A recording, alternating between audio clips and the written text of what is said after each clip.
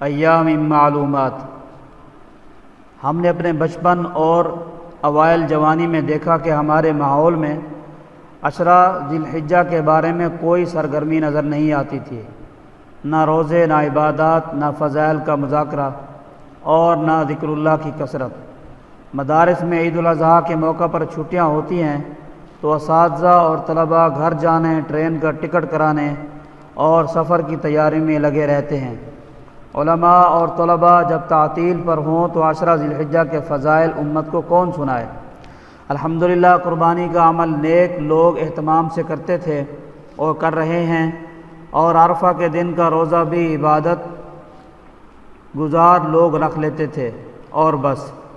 حالانکہ عشرہ ذی الحجہ کے فضائل جو قرآن و حدیث میں آئے ہیں ان کا اگر ٹھیک مذاکرہ ہو جائے تو ماحول کا رنگ ہی بدل جائے۔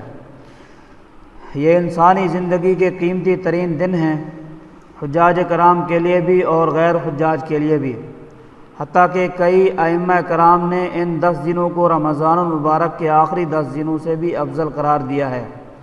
خیر وہ ایک علمی بحث ہے، مگر ان ایام کی فضیلت کا کسی کو انکار نہیں، اور ان ایام میں ہر نیک عمل کی قدر و قیمت بہت زیادہ بڑھ جاتی ہے، اور ان دنوں کی عبادت اس جہاد سے بھی افضل ہے جس میں مجاہد کی جان قربان نہ ہوئی ہو۔ یہ وہ دن ہیں جن کی راتوں کی قسم اللہ تعالیٰ نے قرآن مجید میں کھائی ہے، اور ان دنوں میں خاص طور سے ذکر کا حکم قرآن مجید میں فرمایا ہے۔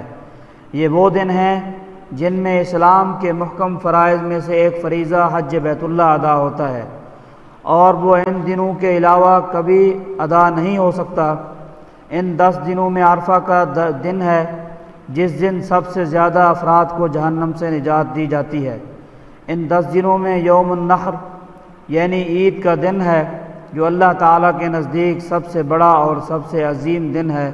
اللہ تعالیٰ نے ان دنوں کو ایام معلومات کا بڑا لقب عطا فرمایا ہے، اور ان دنوں اللہ تعالیٰ کا فضل اپنے بندوں پر بہت زیادہ متوجہ ہوتا ہے۔